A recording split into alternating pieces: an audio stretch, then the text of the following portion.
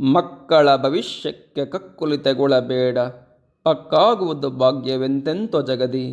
ದಕ್ಕಿತೇಂ ಕುರು ಪಾಂಡು ತನಿಯರ್ಗೆ ರಾಜ್ಯ ಸುಖ, ದಿಕ್ಕವರೆಗವರೆ ಮಂಕುತಿಮ್ಮ. ಸಾಮಾನ್ಯವಾಗಿ ಎಲ್ಲ ಪೋಷಕರಿಗೂ ತಮ್ಮ ಮಕ್ಕಳ ಭವಿಷ್ಯದ ಬಗ್ಗೆ ತುಂಬ ಕಳಕಳಿ ಮತ್ತು ಅಪೇಕ್ಷೆ ಇರುತ್ತದೆ. ಮಕ್ಕಳು ವಿದ್ಯಾವಂತರಾಗಬೇಕು, ಇಂಜಿನಿಯರ್ ಆಗಬೇಕು, ಡಾಕ್ಟರ್ ಆಗಬೇಕು, IAS ಆಫೀಸರ್ ಆಗಬೇಕು, ಅಥವಾ ಇದಕ್ಕಿಂತ ಒಳ್ಳೆಯ ಸ್ಥಾನಮಾನವನ್ನು ಗಳಿಸಬೇಕು, ಆರ್ಥಿಕವಾಗಿ ಸದೃಢವಾಗಬೇಕು, ಒಳ್ಳೆಯ ಜೀವನವನ್ನು ಸಾಗಿಸಬೇಕೆಂಬ ಆಸೆ ಸಹಜ. ಆದರೆ ಈ ಆಸೆ ಅಪೇಕ್ಷೆ ತಳಮಳ ಅತಿಯಾದಾಗ ಮಕ್ಕಳು ಮತ್ತು ಪೋಷಕರಿಗೆ ಅನಗತ್ಯ ಮಾನಸಿಕ ಒತ್ತಡ ಬೀಳುತ್ತದೆ.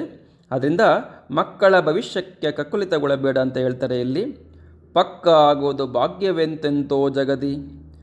ಮಕ್ಕಳ ಭವಿಷ್ಯದ ಬಗ್ಗೆ ಅತಿಯಾದ ಚಿಂತೆ ಬೇಡ.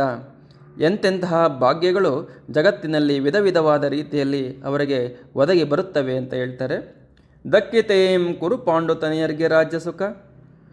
ಕುರು ಚಕ್ರವರ್ತಿ ಧೃತರಾಷ್ಟ್ರನಿಗೆ ಒಂದು ಆಸೆ ಇತ್ತು, ಈ ಭರತಖಂಡವನ್ನು ನನ್ನ ಮಕ್ಕಳೇ ಆಳಬೇಕು ಅಂತ ಒಂದು ಆಸೆ ಇತ್ತು.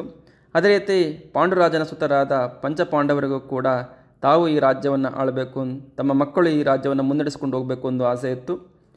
ಕುರುಕ್ಷೇತ್ರ ನಡೆದಾಗ ಕೌರವರು ಮತ್ತು ಅವರ ಮಕ್ಕಳು ಯಾರೂ ಕೂಡ ಉಳಿಯಲಿಲ್ಲ.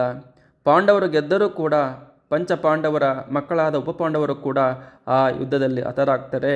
ಹಾಗೂ ಅಭಿಮನ್ಯು ಕೂಡ ವೀರಮರಣವನ್ನು ಚಕ್ರವ್ಯೂಹದಲ್ಲಿ ಹೊಂತಾನೆ. ಕೊನೆಗೆ ಇಷ್ಟೆಲ್ಲ ಯುದ್ಧ ಮಾಡಿ ಈ ಪಾಂಡವರು ನಡೆಸಿದ್ದು 36 ವರ್ಷ ರಾಜ್ಯಭಾರ ಅಷ್ಟೇ.